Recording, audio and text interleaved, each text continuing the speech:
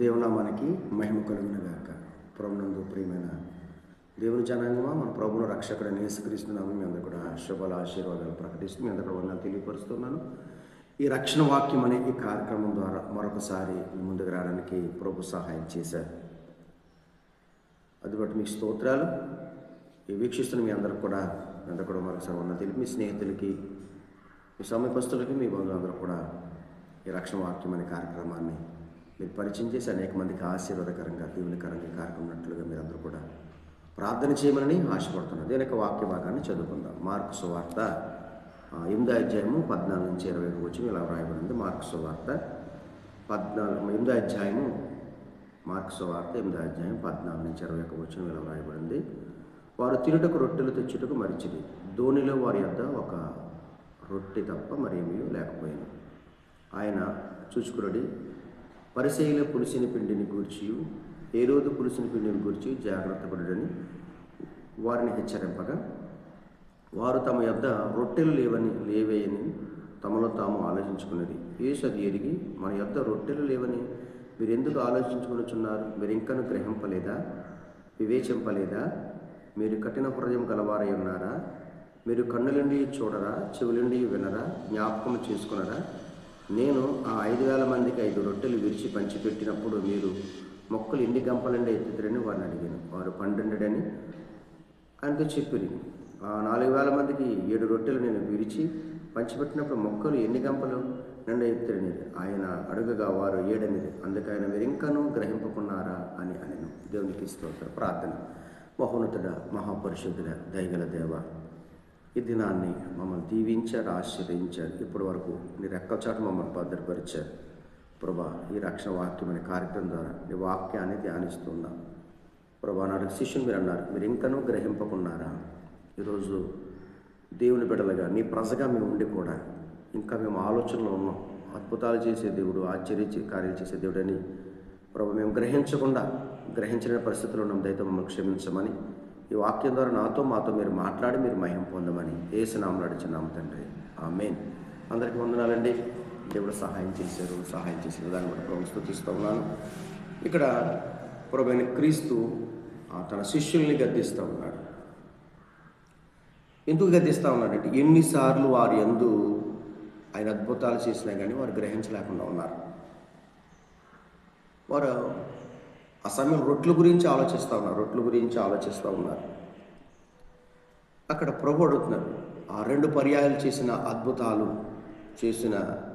ఇంకా వారు ఏం చేస్తారంటే క్రీస్తు యొక్క శక్తిని గ్రహించకుండా ఉన్నారని, యేసు ప్రభు వారు ఆ యొక్క శక్తిని గ్రహించకుండా వారు విచారపడుతూ ఉన్నారు. చూడండి, శిష్యులు గలిలయ సముద్రం అవతల ఒడ్డుకు ప్రయాణించి వారు రొట్టెలు తెచ్చుట మర్చిపోయారు. వారు గలిలయ సముద్రం అవతలకు ప్రయాణం చేస్తూ ఉన్నారు. వారు రొట్టెలు తేవడం మర్చిపోయారు. అయితే యేసు ప్రభు అయితే పరిసయ్యుల గురించి, వారు అడిగిన సూచనల గురించి ఆయన ఆలోచిస్తూ ఉన్నాడు. అందరి గురించి ఆయన ఏం చెప్పాడంటే, పరిసయ్యుల పులిపిండిని గురించి, హేరోదు పులిపిండిని గురించి జాగ్రత్త పడని శిష్యులను హెచ్చరించాడు. పులిపిండి అంటే యూదుల దృష్టిలో పులిపిండి అనేది చెడుకు సూచన. అది పులిట్ అనేది చెడగొట్టడానికి సూచనగా తలస్తారన్నమాట యూదులు. అంటే పులిపిండి అంటే అలాగా చెడుకు సూచన. తర్వాత పులిట్ అంటే చెడగొట్టడం. పులిసిన దాన్ని అది పాపమునకు సూచనగా యూదులు తలస్తారన్నమాట. పులిచిన దాన్ని ఏమంటారు అంటే పాపానికి సాదృశ్యంగా అంటే సూచనగా వాళ్ళు మాట్లాడుతూ ఉంటారు. అది యేసు తన శిష్యులను పులిపిండి విషయం హెచ్చరించినప్పుడు ఆయన ఎవరి గురించి మాట్లాడాడు? ఆయన పరిసయ్యులు మరియు హేరోదు దుష్ట స్వభావం యొక్క ప్రభావం విషయంలో జాగ్రత్తగా ఉండండి అని శిష్యుని హెచ్చరించాడు. హేరోదు నడిచిన మార్గంలో మీరు నడవద్దు, వారి చెడ్డక్రియలు అనుసరించవద్దని హెచ్చరించాడు ఆయన. వారి చెడ్డక్రియలు మీరు అనుసరించవద్దని హెచ్చరిస్తాడు. శిష్యులు మాత్రం వారు రొట్టెలు తెచ్చడం మరచుటని గురించి ఆలోచిస్తున్నారు. రొట్టె లేకపోతే పులిపిండి ఎక్కడ ఉన్నదని వారి సందేహం. అప్పుడు ప్రభు అనేకమైన ప్రశ్నలు ఆయన సంధించాడు. ఇక్కడ ఆ విషయంలో ఆయన కోపంతో ప్రశ్నించలేదు, కానీ శిష్యుల యొక్క అజ్ఞానం ఎడల జాలితో ప్రశ్నించి వారిని ప్రేరేపిస్తూ ఉన్నాడు. ఆ 2 చేపలు, 5 రొట్టెలు 2 చేపలు 5,000 మంది సంఘటన, మరియు 7 రొట్టెలు కొన్ని చిన్న చేపలు 4,000 మంది పంచిన సంఘటన జ్ఞాపకం చేసుకుని సందేహించవద్దని నేను హెచ్చరిస్తూ ఉన్నాడు. ఎందుకు మీరు రొట్టెల గురించి మీరు చింతిస్తూ ఉన్నారు? మీ కళ్ళ ముందు జరిగిన అద్భుతం మీరు చూడలేదా? జ్ఞాపకం లేదా? మందమతులు అయ్యారా? దేని గురించి చింతించవద్దని ఇంకా గ్రహించుకున్నారా అని ప్రశ్నిస్తూ ఉన్నాడు. దేవుడు మన జీవితంలో చేసిన అద్భుతాలు మనం మర్చిపోకూడదని హెచ్చరిస్తున్నాడు ఈ సమయంలో. ప్రియ సహోదరి సహోదరుడా, దేనికోసం మీరు చింతిస్తూ ఉన్నారు? ఈరోజు గురించి ఏ విషయంలో మీరు చింత కలిగి ఉన్నారు, ఆలోచన కలిగి ఉన్నారు? ఒకసారి ఆలోచించండి అండి. శిష్యుల చుట్టూ స్వయాన ప్రభువైన యేసుక్రీస్తు ఉంటే వారు ఇంకా రొట్టెల గురించి ఆలోచిస్తూ ఉన్నారు. రొట్టెల గురించి ఆలోచిస్తున్నారండి వాళ్ళు. ఎంత దౌర్భాగ్యమైన పరిస్థితి. వారి కళ్ళ ముందే ఆయన జ్ఞాపకం చేశాడు. ఆ వచనంలో జ్ఞాపకం చేశాడు. ఆయన 5,000 మందికి రొట్టెలు పంచిపరిచిన వారు చెప్తున్నారు, అయ్యా 12 గంపలు మిగిలే ఎత్తాము, 7 గంపలు మిగిలే ఎత్తామని చెప్తున్నారు. కానీ వారిలో సందేహం, అయ్యో రొట్టెలు తేవడం మర్చిపోయాం. ఈరోజు దేవునితో సహవాసం చేస్తూ దేవుని బిడ్డగా ఉన్నాడు, ఏం సందేహం? ఏమీ లేదు లోటు నీ జీవితంలో. నీ కుటుంబంలో ఏ లోటును బట్టి చింతిస్తూ ఉన్నావు? ఈ రోజున ఆలోచిస్తూ ఉన్నావు. దేవుడు అంటున్నాడు, మీరు అర్థం చేసుకోలేదా? ఇంకా నా కార్యాలు కూడా మీరు గ్రహించలేదా? నేను చేసిన కార్యాల అద్భుతాలు మీకు జ్ఞాపకం లేదా? దేవుడు చేసిన అద్భుతం నీ జీవితం జ్ఞాపకం లేదా? మరణ పడక మీద ఒక సమయంలో దేవుడు మిమ్మల్ని లేపాడు, అది జ్ఞాపకం లేదా? చిన్న బలహీనత కోసం భయపడుతున్నారు. శోధనలో ఉన్నప్పుడు, కష్టకాలంలో ఉన్నప్పుడు, ఎంతో భయంకరమైన కరువులో మీరు కూరుకుపోయినప్పుడు ప్రభు మిమ్మల్ని లేవనెత్తాడు, సమృద్ధి దయచేశాడు. దాని జ్ఞాపకం లేదా? చిన్న నష్టం వచ్చిందని, వ్యాపారంలో నష్టం వచ్చిందని, ఉద్యోగం పోయిందని, వివాహం జరగట్లేదని, గర్భఫలం లేదని, ఏదో సమస్యను బట్టి ఈరోజు ఎందుకు చింతిస్తున్నారు? దేవుడు పూర్వకాలం మందు మీ జీవితంలో చేసిన అద్భుతాలు మీరు గ్రహించకుండా ఉన్నారా? దేవుడు మరొకసారి జ్ఞాపకం చేస్తున్నారు. మీరు గ్రహించట్లేదా? మీరు గ్రహించలేని పరిస్థితిలో ఉన్నారా? ప్రియ సంగమా, దేవుని బిడ్డ, ఎందుకు నువ్వు దేని బట్టి నువ్వు చింతిస్తున్నావు? ఈరోజు వారు చింతిస్తున్నారు రొట్టెల గురించి. వారితో ఎవరున్నారు? ప్రభు ఉన్నాడు. కానీ వారిలో సందేహం. ఈరోజు మీతో ప్రభు ఉన్నాడు. ఆయన మీ ప్రార్థన ఆలకించడానికి సిద్ధంగా ఉన్నాడు. నీ జీవితంలో, నీ కుటుంబంలో అద్భుతమైన కార్యం చేయడానికి సిద్ధంగా ఉన్నాడు. కానీ ఎందుకు చింతిస్తూ ఉన్నావు?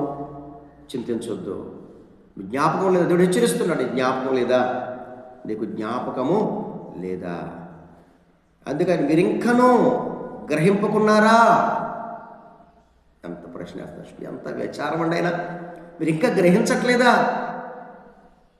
దేవుడే మీతో ఉంటే, అద్భుతాలు చేసిన దేవుడు మీతో ఉంటే, ప్రార్థనలు ఆలకించే దేవుడు మీతో ఉంటే, మీరు అడిగిన వాటిని ఇస్తానని తెలియపరిచిన దేవుడు మీతో ఉంటే, గతకాలం ఎన్నో అద్భుతాలు చేసిన దేవుడు మీతో ఉంటే మీరు ఇంకా గ్రహించకుండా ఉన్నారా?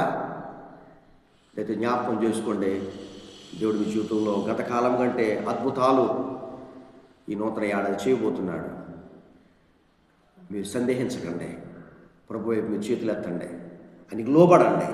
ప్రభువా మీరు సహాయం చేయగలరు, అద్భుతం నా జీవితంలో చేయగలరు. గతకాలం ఎన్నో అద్భుతాలు నా జీవితంలో చేశారు లేదా?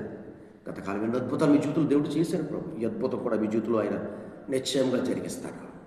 మీ తలను ఎత్తిలేక దేవుడు చేస్తాడు. ఆయన మిమ్మల్ని శిరస్సుగా చేస్తాడు. ఎవరైతే తృణీకరించారో మిమ్మల్ని, ఎవరైతే మీరు పనికిరారనుకున్నారో, ఎవరైతే మిమ్మల్ని వద్దనుకున్నారో, వారి ఎదుట దేవుడు మీ తలని ఎత్తబోతున్నాడు. ఆమేన్. మీ జీవితాలు కట్టబోతున్నాడు. ఆమేన్. మీ కుటుంబాలు కట్టబోతున్నాడు. ఆమేన్. మీ బిడ్డల భవిష్యత్తు కట్టబోతున్నాడు ఆయన. ఆమేన్ చెప్పండి. అద్భుతాలు మీ జీవితంలో జరగబోతున్నాయి. ఆమేన్. అట్టి కృప దేవుడు మీకు దయచేయను గాక. ఆమేన్. నాతో కలిపి ప్రార్థనలు ఏకీపిస్తారా? దేవుడు ఈరోజు మీ జీవితంలో ఒక అద్భుతమైన కార్యాన్ని ఆయన చేయబోతున్నాడు. నేను ప్రేరేపించబడుతున్నాను మీ కొరకు ప్రార్థన చేయడానికి. ప్రార్థన చేసుకుందాం. మహాపరిశుద్ధుడా, మహోన్నతుడా, సర్వోన్నతుడా, సర్వశక్తి కలిగిన దేవ, ప్రభువా నాడు శిష్యులతో మీరు గద్దిస్తూ మీరు ఇంకా గ్రహించుకుని ఉన్నారా? 5,000 మందికి ప్రభు 5 రొట్టెలు చిన్న చేపలు పంచిపెట్టిన పరిస్థితి, 7,000 మందికి పంచిపెట్టిన పరిస్థితి, 4,000 మంది పంచిపెట్టిన పరిస్థితి మీరు ఇంకా గ్రహించుకుంటున్నారా అని హెచ్చరిస్తూ ఉన్నారు. ప్రభువా ఈరోజు నేను ఏ బిడ్డైతే వారికి వచ్చిన శోధన బట్టి, సమస్యను బట్టి నాయన వారి ఇబ్బందులు గురవుతున్నారో, ఎవరి జీవితంలోనైనా నిజమైన సంతోషాన్ని కోల్పోయి ఉన్నారో, ఎవరు సందేహిస్తున్నారో నీ మాటలు బట్టి నాయన, ఎవరు ప్రభు నీ కార్యం బట్టి సందేహిస్తున్నారో, జీవితంలో నీ అద్భుతమైన కార్యములు జరిగించండి. ఈరోజు ఈ ప్రార్థనలో ఏకీపిస్తున్న ప్రతి బిడ్డను కూడా మీరు దర్శించు నాయన. వారు ఎందుని బట్టి ప్రభా గ్రహించకుండా చింతిస్తూ ఉన్నారు, ఏడుస్తూ ఉన్నారు, దుఃఖపడుతున్నారు, నీ వైపు చేతులెత్తుతున్నారు, వారందరి జీవితంలో కూడా అద్భుతమైన కార్యములు జరిగించండి. ఆశ్చర్యకరమైన వారిలో అవిశ్వాసమును తొలగించండి, వారిలో దుఃఖాన్ని తొలగించండి, వారిలో బలహీనతను తొలగించండి, ఈ అద్భుతమైన కార్యములు జరిగించండి. యేసు నామములో వారు గొప్ప సాక్షులుగా ఉందురుగాక. ఇప్పుడే వారి జీవితంలో ఒక నూతన క్రియ చేయబోతున్నందుకు మీకు వందనాలు. వారి జీవితంలో ఒక అద్భుతమైన కార్యములు చేయబోతున్నందుకు మీకు స్తోత్రాలు. అద్భుతాలు జరిగించి దీవించి ఆశీర్వదించమని యేసు నామములో అడుగుచున్నాము తండ్రి. ఆమేన్. God bless you. దీవించును గాక.